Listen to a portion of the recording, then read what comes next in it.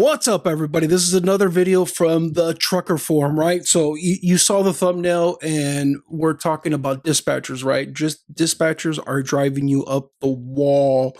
You don't understand what they're doing. You don't understand why they're planning you a certain way.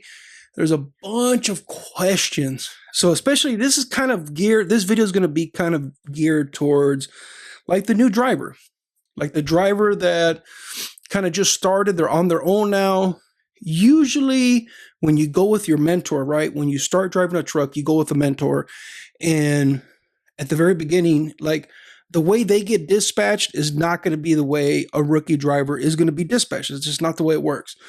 So at the beginning, you're not going to understand how and why they're giving you certain loads in certain areas. It's going to be a little bit of confusion, right? So that's typical. I've been a trainer, and this is kind of to be expected. When you're on the truck with a trainer, a driver mentor, that mentor usually has some experience and they kind of get the preferred loads. And so what happens is when you get on the truck, when you go get off the truck and go by yourself, you're going to then be kind of on your own, right? So there's a couple of things that are happening here. Number one, you don't really know how to run your own truck. And what I mean by that is you don't know how to manage your time as well. You don't understand the dynamics of like pickups and drop-offs, like all that stuff's kind of new, right? And so what happens is at the very beginning, the dispatcher is gonna be running your truck at the beginning because you don't understand, you're not very good at time management. You're not there yet. You will be, 100% you will be, but the dispatcher, if they're experienced, they're gonna be pushing you, giving you loads, whether it's local, whether it's regional, whether it's OTR. Dispatch is your kind of communication, right? They call it driver manager, your account manager. They have a bunch of titles, but basically it's the first point of contact between the carrier where you work and you. And so what happens is because of hours of service, because it's so strict, we're so regulated with how you drive your truck and when you can drive and so forth, is you have to, they're going to really kind of slow you down at the very beginning. Now at the beginning, you're just going to want to hit the ground running. You're going to want to make a ton of money. You're going to want to be active. You're going to want to like do all this stuff. And 100%, you should be able to do that stuff, right? You should have gotten good training. You should have went with a good mentor, but it does take some experience to kind of get up to speed with how dispatching is going to plan your loads. Now, every company is different. See, that's another thing too. They all kind of have like the same kind of general concept where it's like, they're not going to necessarily kind of throw you in the deep end. And that's what you see at the beginning. It's very frustrating, right? Because you're like, I need to make more money. I need to do more, but dispatch is not kind of cooperating with you. And they're not going to be as clear because they probably have 40 drivers, 20 drivers, 30 drivers that they have to look after. So all these rookie kind of these frustrating observations that you're making, they kind of like what should happen is they should pair you up with an experienced dispatcher that understands and knows how to deal with rookie drivers. But however, that doesn't always happen, right? So sometimes you'll have the very experienced dispatcher or planner or load manager, or whatever you want to call them. They'll keep you running consistently and they'll right off the bat figure out your style, right? Because in the world of truck driving, what's interesting, it's like a give and take, right? Where it's like, so the more consistent you are in terms of your ability to run, receive loads, get loads, execute the loads, and do the loads, the more consistent you are.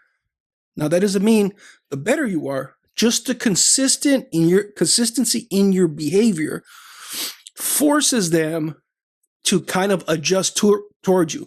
But if you're all over the place, if 1 week you're doing all the loads, next week you turn everything down, 1 week you're doing great, next week you're not, that yo-yo effect is going to really slow down them planning you back-to-back tight loads. In other words, you get unloaded on Monday, they give you a load on the same day Monday, you go get it, you drive a couple 100 miles, all that stuff's going to be delayed because they don't want to make a mistake and plan you on a load and provide bad customer service for themselves and for the customers.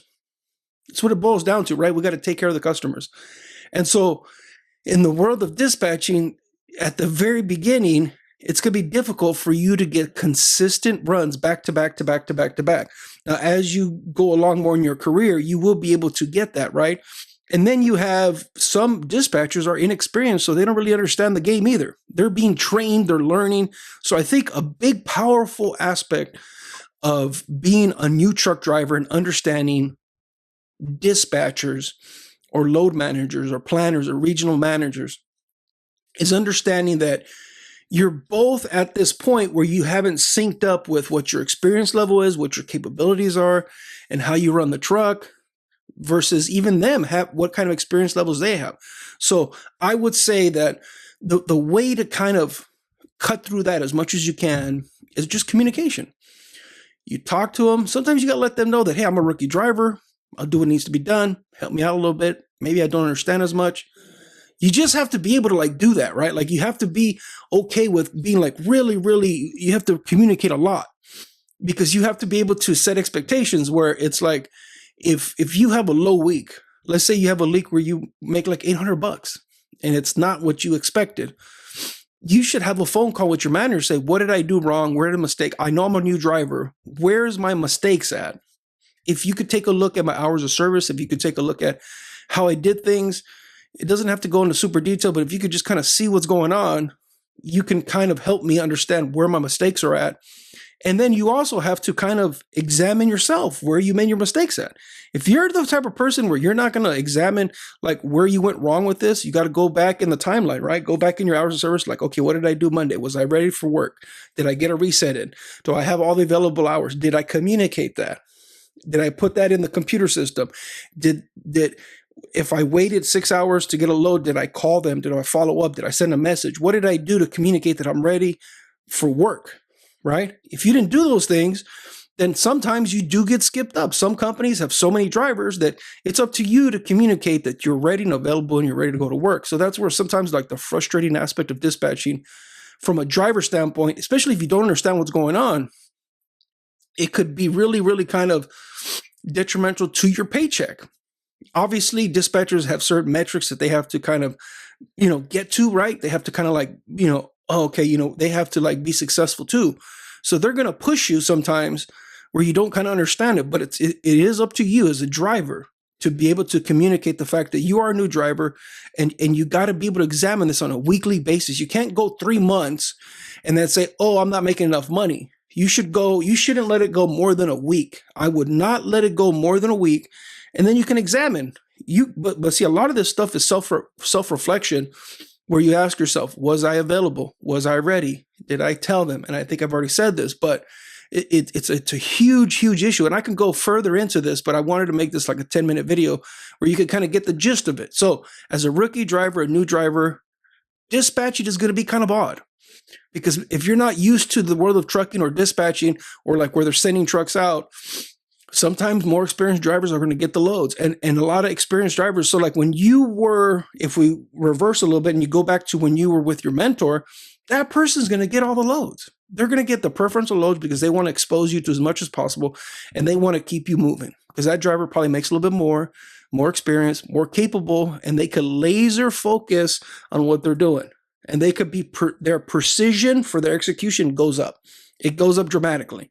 And that's kind of the interesting aspect when we look at trucking is it does take some experience, but you'll get there. But if you communicate a lot, then you can establish that it's not your fault. It's not your fault if you let them know that you're available. And if you communicate that effectively, and then if they're not giving you the loads, then it's not your fault. And 9 times out of 10, if you have a weekly conversation with your manager saying, look, I was available for loads. I wasn't getting anything. This is what it was. I was sending a lot of computer messages because you have to send the computer messages too. You have to be able to communicate. That squeaky wheel does get oiled in the world of trucking. So anyways, this is just kind of the beginning of it. I'm going to make some more videos about dispatchers and how, I kind of gave you kind of the basic outline of it, but don't be frustrated if you don't think that they kind of are addressing your needs specifically. It's up to you to establish communication, effective communication, and put yourself in the driver's seat, so to say, because there's plenty of work out there. It's just before you tap out and you say that the company's not for you, consider all that first. And I think most of the time, if you establish a communication system with each other and you have a good rapport and they understand that you're learning, I think you're going to find that you're going to be more successful. But anyways, what are your thoughts on this? Old school drivers, new school drivers. I want to hear from you. Like, comment, subscribe. Again, this is the Trucker Forum. There it is. Let me know what you think.